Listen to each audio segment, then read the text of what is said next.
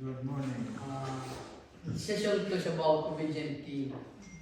You know, from the handbook, but I think the anchor verse of this was the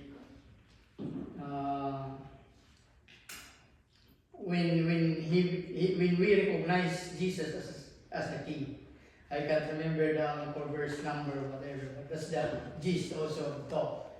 And Philippians, sige nga, sis.